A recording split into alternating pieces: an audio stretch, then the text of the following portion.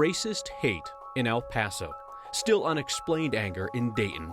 Then you add guns. You always add guns, because this is America. And then you have heartbreak, like for a Coloradan mourning his stepfather, one of the 22 people killed in El Paso.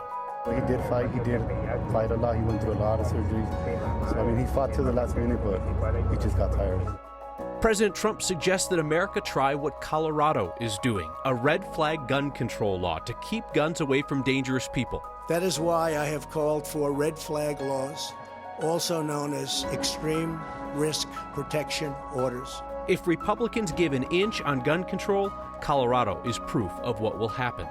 Law enforcement refusing to enforce the law. It's a Band-Aid fix, and it's a catch-all. Recall elections against red flag supporters. I think it was time that a message gets sent, not just to our sheriff, but to all sheriffs and the lawmakers that, you don't say one thing and do another. And already, Colorado's loudest voice for gun rights is warning Republican Senator Cory Gardner that he better not support a national red flag bill. Tonight, an extended conversation about the lessons Colorado is learning about what happens when you try to separate hate and anger from the guns they crave. Colorado's red flag gun control hasn't even gone into effect yet, and sheriffs across our state are vowing to risk jail time before they enforce it.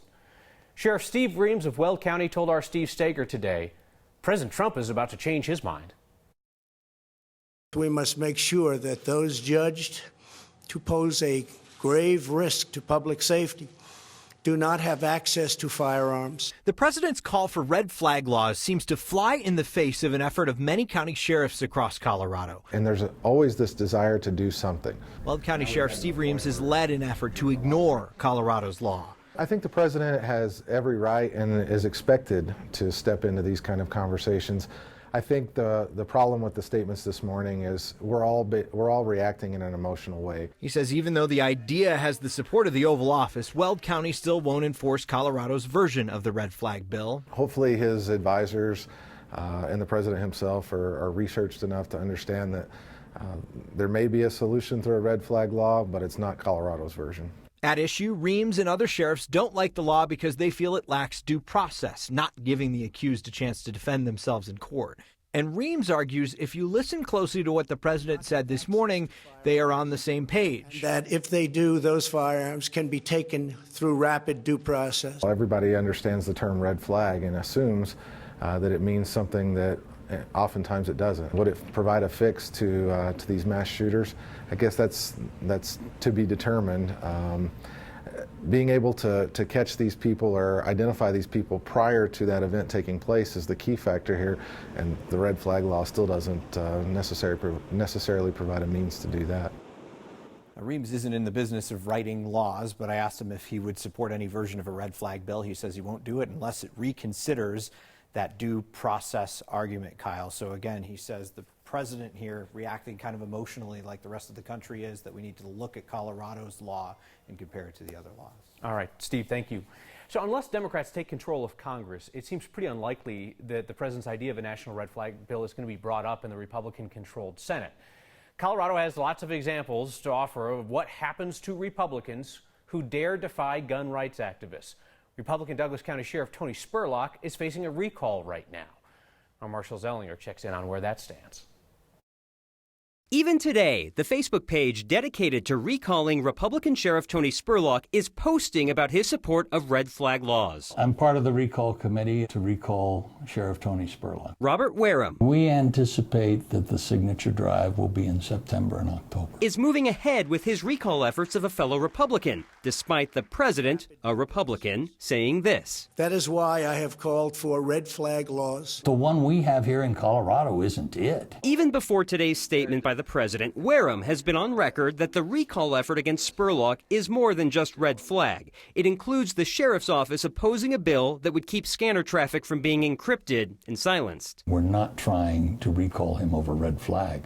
We're trying to recall him because he has violated we believe his oath of office by supporting legislation that infringes on constitutional rights. In Lakewood, Democratic State Senator Brittany Pedersen also faces a recall, in part because of her sponsorship of the red flag bill. But if you look at what that group is telling voters in Lakewood, it's also her support of the national popular vote law that could change how Colorado's electoral votes are awarded, her vote in favor of the oil and gas reform bill, and her vote in favor of the sex ed bill.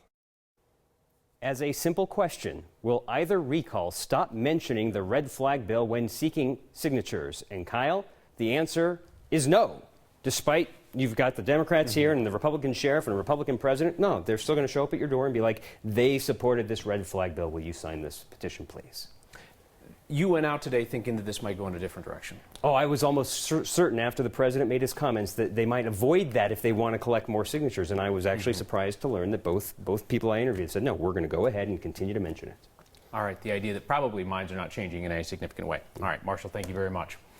We had hoped to bring you a conversation with Republican Senator Cory Gardner today. He could be a key vote and voice on this issue in Congress, but his office and his campaign team both ignored our request for an interview.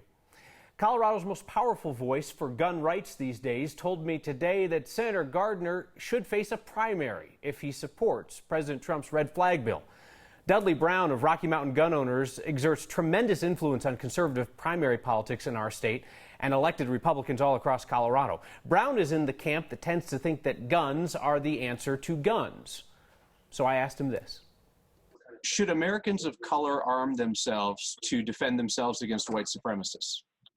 Yes, and so should homosexuals to defend themselves against homosexual bashers. So should any number of minorities, or frankly, any person who's fearful of another class.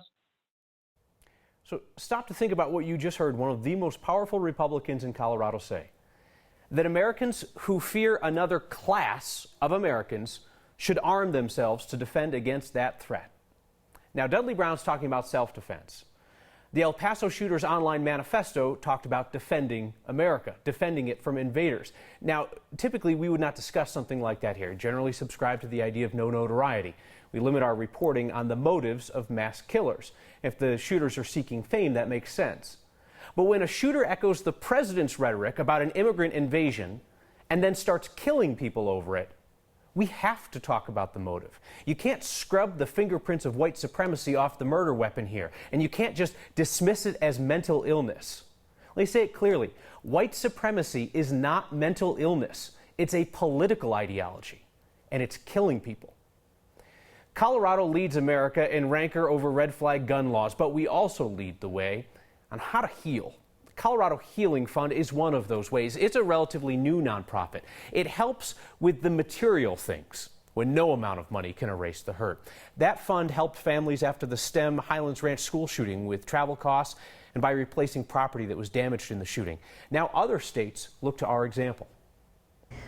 I think state officials are always looking to their neighbors who have good ideas, and we learn from each other.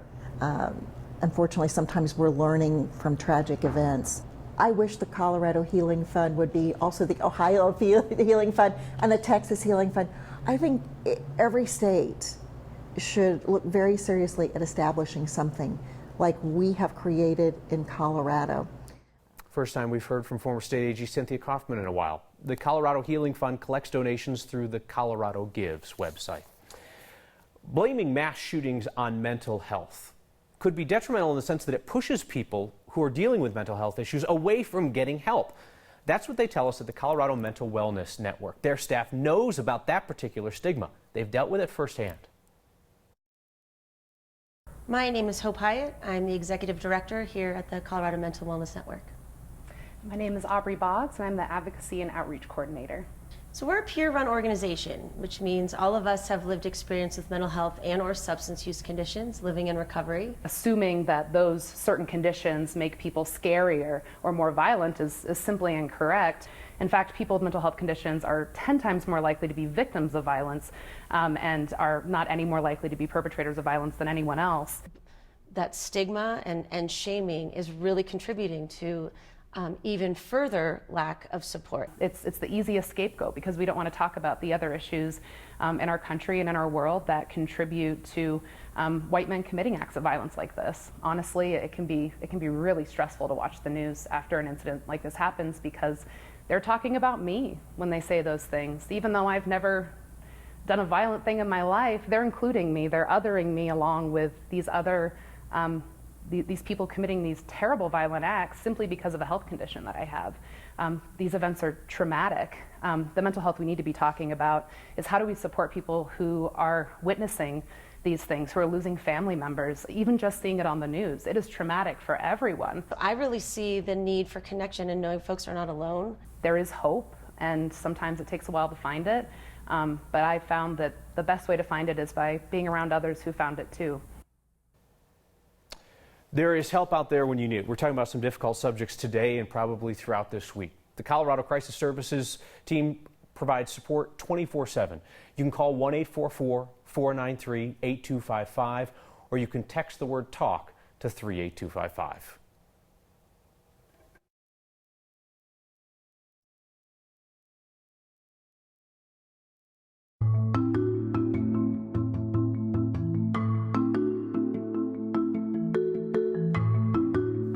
We used to talk about Walker Stapleton a lot around here.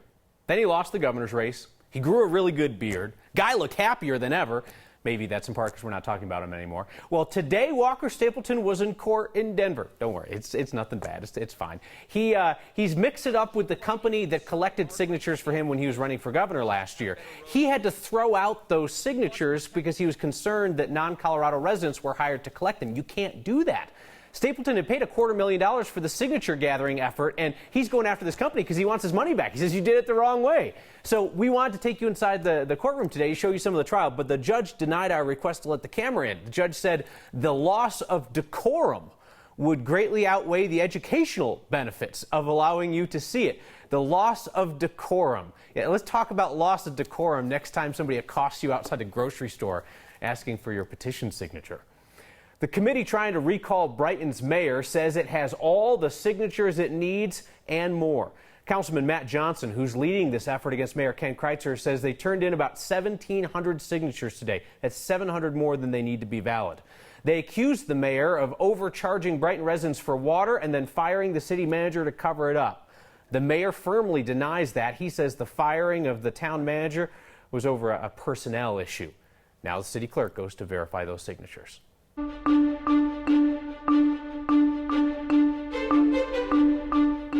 Towering clouds can be seen off in the distance here from our view of our CSU camera there in Fort Collins. Those thunderstorms are pretty strong, and in fact, just to the northeast of Fort Collins, we have a severe thunderstorm warning.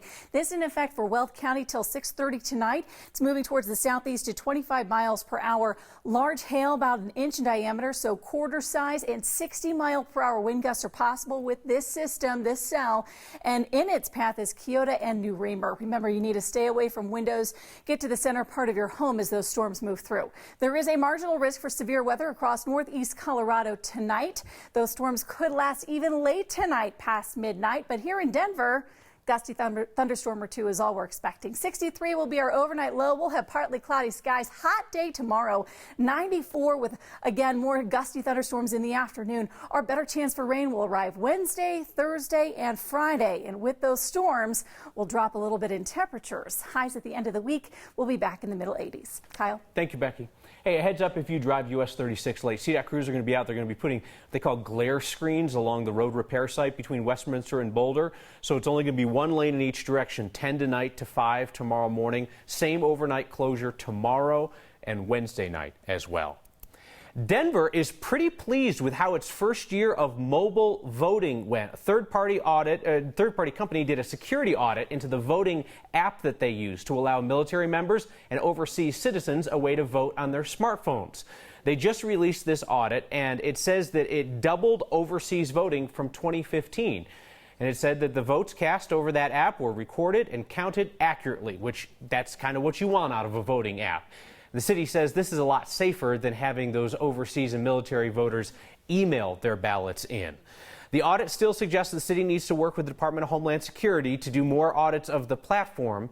It also suggests, and this is interesting, that the city might allow voters with disabilities to vote from home with the app. For some, it's free fade. For others, a little trim up on a sunny day. I care about the people down here, man. I don't mind making them look good for free. Small way to feel good for those who call our city's streets home.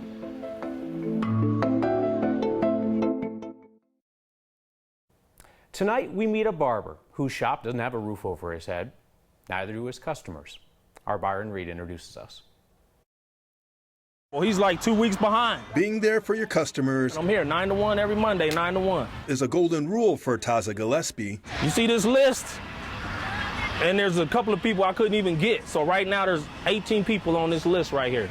Gillespie is a barber that goes by T. And about 2 years ago, he decided he wanted to do something to give back. Giving free haircuts to the homeless and unfortunate people. A haircut make anybody feel good about themselves, you know, build their confidence, build their self-esteem, you know.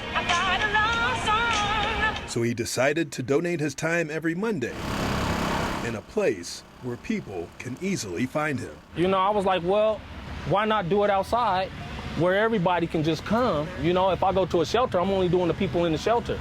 But what about the people that live out on the street? Seeing this is like pretty neat. Oh, well, thank you. Gillespie says he gives the free haircuts. I'm just glad God gave me the skills, man. I just use them, bro. Along with a little advice. Don't ever give up, man. Keep trying to strive to do better. I'll go ahead and cut them. Come on. To show that he cares about the people living on the streets. Let me go ahead and help them out real quick. I know school started this week. That's another reason why I said I'll go ahead and cut them real quick, even though I was on my last haircut for the day. It really helps self-esteem, I'm sure, and especially if people are trying to, you know, make a difference. It feels good. Like you said, it feels great. Everybody enjoys a haircut. His customers are getting a fresh cut from a barber named T, who wants to be there for them when times are tough. They need that help. Why not help them? You know? By doing something that everybody needs. For next. Oh, man, you already got a cut, man. Get up, man. I'm Byron Reed.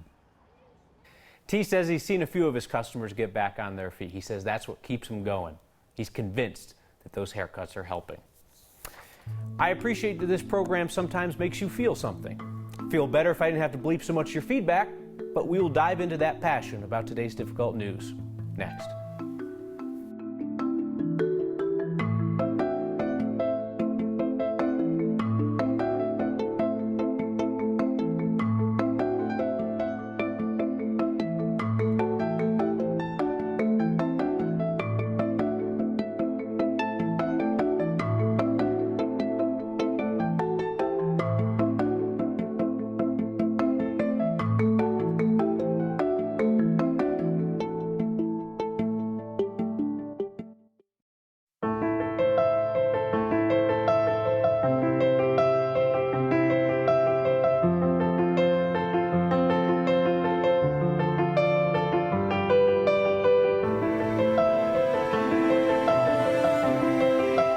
Like the new logo that we bought there at Red Rocks? No.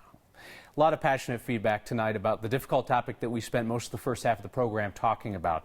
The shootings in Dayton and El Paso and what we know about the motivations for the El Paso shooter. Barb specifically wrote in to thank us for talking about the motives while they're being ignored elsewhere. Mary Lee writes, white supremacy is not a mental health condition. So true. Mary Lee notes that she has worked 36 years as a licensed mental health counselor.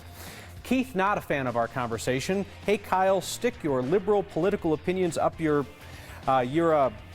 where was the outrage after the other shootings? Hopefully there was plenty. See you next time.